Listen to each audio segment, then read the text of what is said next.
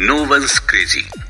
दोस्तों, हर इंसान का नेचर और बिहेवियर अलग अलग होता है और हर इंसान का सोचने का नजरिया भी एक दूसरे से काफी अलग अलग होता है। जो मेरी नजर में अच्छा है, हो सकता है वही चीज आपकी नजर में खराब हो, और जो चीज आपको अच्छी लगती है, हो सकता है वो चीज मुझे कभी पसंद ही ना आए।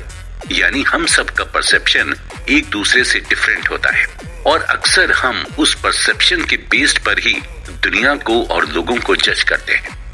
इसके अलावा लोगों के साथ अलग अलग एक्सपीरियंस भी होते हैं और उस बेसिस पर भी हम किसी पर्टिकुलर चीज के लिए अपना परसेप्शन बना लेते हैं। जिस तरह से अलग अलग चीजों को लेकर लोगों के परसेप्शंस होते हैं, ठीक पैसों को लेकर भी लोगों का अलग अलग परसेप्शन होता है। एक पुअर इंसान को महीने के 10,000 रुपए भी मिल जाएं तो उसके लिए वही बहुत बड़ी चीज होगी। वहीं कुछ लोग ऐसे भी हैं जो सिर्फ 10,000 की शॉपिंग कर लेते हैं। सच तो यही है कि हम बुकिश नॉलेज यानी किताबी ज्ञान से बहुत कम सीख पाते हैं, जितना हम अपने एक्सपीरियंस से सीखते हैं।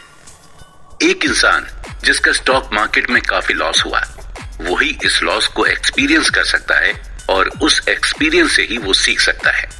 इसी के रिगार्डिंग इकोनॉमिस्ट माइकल बेटनिक का कहना है कि लाइफ के लेसन को समझने से पहले उन्हें एक्सपीरियंस किया जाता है। 2006 में national bureau of economic research के इकोनॉमिस्ट अल्ट्रिक मैंडमीर और स्टीफन नेगल ने कंज्यूमर फाइनेंसेस पर एक सर्वे किया था और इस सर्वे को करने का मकसद ये पता लगाना था कि ज्यादातर अमेरिकन्स अपने पैसों का इस्तेमाल किस तरह से करते हैं। थ्योरेटिकली लोगों को यही लग रहा था कि इस सर्वे में यही कंक्लूजन सामने आएगा कि ज्यादातर अमेरिकन्स अपने इन्वेस्टमेंट को अपने फाइनेंशियल गोल के हिसाब से प्लान करते हैं और जो भी इन्वेस्टमेंट ऑप्शन उनके सामने अवेलेबल है उसी हिसाब से वो इन्वेस्टमेंट करते हैं। लेकिन इस सर्वे में सरप्राइजिंग बात सामने आई और वो सरप्राइजिंग बात ये थी कि ज्यादातर अमेरिकन्स अपने फाइनेंशियल गोल के हिसाब से इन्वेस्टमेंट नहीं करते हैं, बल्कि ज्यादातर अमेरिकन अपने इन्वेस्टमेंट को अपनी लाइफ में हुए एक्सपीरियंस के हिसाब से करते हैं। यानी पैसों को लेकर बचपन से लेकर जवानी तक उनका जो भी एक्सपीरियंस था वो उसी बेसिस पर इन्वेस्ट करते हैं। अगर आपका बचपन महंगाई में गुजरा है तो आप अपने पैसे को बॉन्ड में इन्वेस्ट नहीं करेंगे, और अगर अपने बचपन में आपने स्टॉक मार्केट को ग्रो करते देखा है तो यकीनन आप स्टॉक मार्केट में ही इन्वेस्ट करेंगे। और वहीं अगर आप स्टॉक मार्केट में लोगों को नुकसान उठाते हुए देखेंगे तो आप स्टॉक मार्केट में इन्वेस्ट करना बिल्कुल भी पसंद नहीं करेंगे। ऑथर कहते हैं कि हमारे अंदर रिस्क लेने की विलिंगनेस या पावर है। वो पावर हम अपने पर्सनल एक्सपीरियंस से ही लेते हैं और ये पावर, ये विलिंगनेस हमें एजुकेशन या हमारी इंटेलिजेंस की वजह से नहीं मिली, बल्कि सिर्फ और सिर्फ हमारे एक्सपीरियंस की वजह से ही मिली है। एग्जाम्पल के तौर पर मान लीजिए कि जब आप छोटे थे और आपके फादर ने अपने रिलेटिव्स और फ्रेंड्स को उधार पैसे दिए हों और वो पैसे उन्हें आज तक ना मिले हों, तो आपके मन में भी यही आएगा कि रिलेटिव्स और फ्रेंड्स को कभी उधार नहीं देना चाहिए। इसी तरह अगर आपके फादर पर ज्यादा लोन हो और वो लोन को रिपे नहीं कर पाने की वजह से उन पर फाइनेंशियल क्राइसिस आ जाए, तो आपके मन में भी यही आएगा कि हमें लोन नहीं लेना चाहिए। यानी हम अपना फाइनेंशियल डिसीजन अपने एक्सपीरियंस के बेस पर ही बनाते हैं। ऑथर कहते हैं कि हम पैसों को लेकर जो भी डिसीजन लेते हैं, उस डिसीजन को हम करंट मोमेंट में मिली इंफॉर्मेशन से जस्टिफाई करते हैं और उस डिसीजन को हम अपने यूनिक मेंटल मॉडल के हिसाब से ढाल लेते हैं। यानी एक इंसान जो भी अपना फाइनेंशियल डिसीजन लेता है, प्रेजेंट टाइम में उसके लिए वही डिसीजन सेंसिबल होता है। उसे यही लगता है कि जो फाइनेंशियल डिसीजन अभी वो ले रहा है वही उसके लिए बेहतर है, और अपने इस डिसीजन को वो क्यों ले रहे हैं और किस लिए ले रहे हैं, और इसके जवाब में वो आपको अपने फाइनेंशियल एक्सपीरियंस के बारे में बताएंगे। ऐसे लोग नॉर्मली मिस इन्फॉर्म होते हैं, या फिर उनके पास इनकम्प्लीट इंफॉर्मेशन होती है, या फिर उन्हें बहका दिया जाता है। एग्जाम्पल के तौर पर हम लॉटरी टिकट की बात करते हैं। ये लॉटरी टिकट मोस्टली गरीब लोग ही खरीदते हैं और खरीदते वक्त उन्हें ये डिसीजन बड़ा ही अच्छा लगता है क्योंकि उन्होंने लॉटरी के थ्रू लोगों को अमीर बनते हुए देखा है। उनका मेंटल मॉडल इसी तरह से वर्क करता है कि अमीर मेहनत से नहीं बल्कि लॉटरी या सिर्फ गलत तरीके से पैसे कमा कर ही बना जा सकता है। और नतीजा यही होता है कि ऐसे लोग लॉटरी टिकट खरीदते हैं या फिर शॉर्टकट का यूज करते हैं। पैसों के साथ हमारा जो बिहेवियर होता है वो बड़ा ही क्रेजी और बचकानी चीजों से भरा होता है। जो आपके लिए पागलपन हो सकता है वो चीज मेरे लिए सेंसिबल हो। असल में हम में से कोई भी पैसे के मामले में बेवकूफ नहीं है, हम सभी चालाक हैं।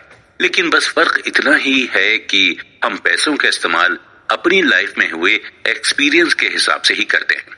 इसलिए पैसों के मामले में किसी को बेवकूफ या पागल मत समझिए। बस यही समझिए कि ये जो भी चीज कर रहा है वो अपनी लाइफ के एक्सपीरियंस की वजह से ही कर रहा है। Luck and risk. Bill Gates किसी भी इंट्रोडक्शन के मोहताज नहीं है। दुनिया के सबसे अमीर में से एक बिल गेट्स को लगभग सभी जानते हैं। अक्सर हमारे दिमाग में ये सवाल उठता है कि आखिर बिल गेट्स इतने अमीर हुए कैसे। इसे हम बिल गेट्स की कहानी से ही समझते हैं। बिल गेट्स 28 अक्टूबर 1955 में सीटल, वॉशिंगटन में बॉर्न हुए थे और बचपन से ही इनका इंटरेस्ट टेक्नोलॉजी की तरफ था। और जब ये 13 साल के हुए तो इनका एडमिशन लेक साइड स्कूल में करा दिया गया था। लेक साइड स्कूल पूरे सीटल में इकलौता स्कूल था जहां पर कंप्यूटर था।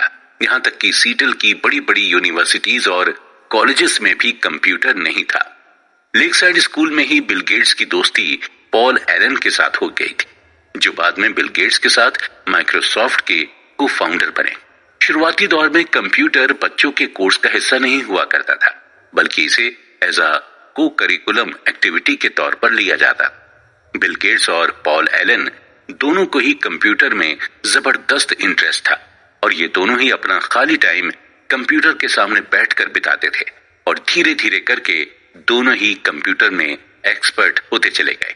दोनों ही कंप्यूटर पर कुछ वर्क कर रहे थे कि अचानक से पॉल एलन ने फॉर्च्यून मैगजीन उठाई और बिल गेट्स को दिखाई और कहा कि 500 फॉर्च्यून कंपनी में आना कितनी बड़ी बात होती होगी। इसके जवाब में 13 साल के बिल गेट्स ने कहा कि एक दिन हमारी भी कंप्यूटर कंपनी होगी और हमारी भी कंपनी 500 फॉर्च्यून में लिस्ट होगी। और आज हम सभी माइक्रोसॉफ्ट के सक्सेस के बारे में जानते हैं।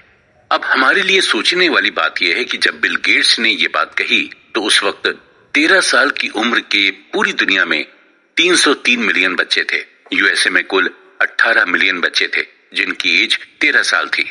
न्यूयॉर्क में कुल 2,70,000 बच्चे थे जिनकी उम्र 13 साल थी और लेक साइड में सिर्फ 300 ही बच्चे थे जिनकी एज 13 साल की थी।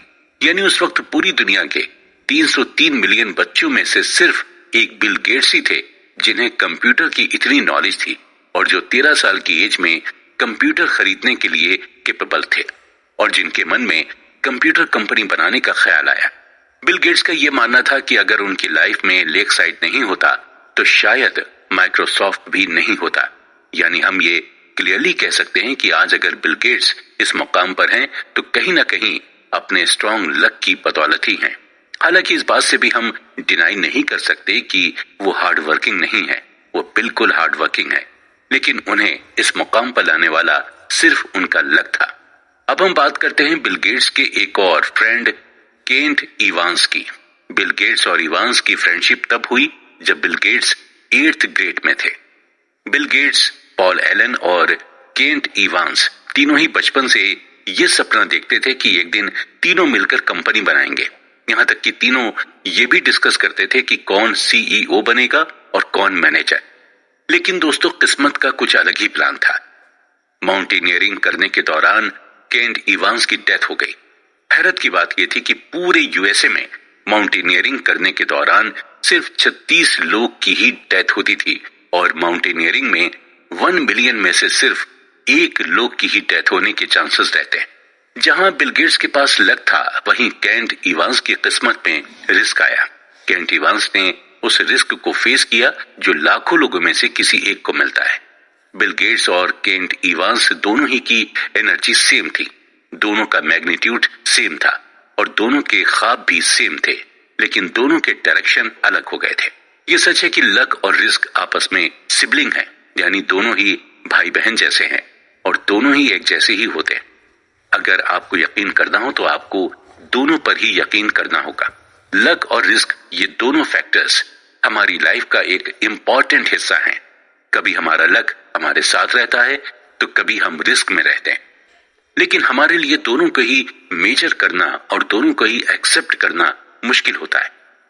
ऑथर कहते हैं कि अगर हम किसी वेल्दी को देखें तो हमें बिल्कुल भी ये अंदाजा नहीं लगाना चाहिए कि इसकी जो वेल्थ है वो इसने कड़ी मेहनत करके बनाई है।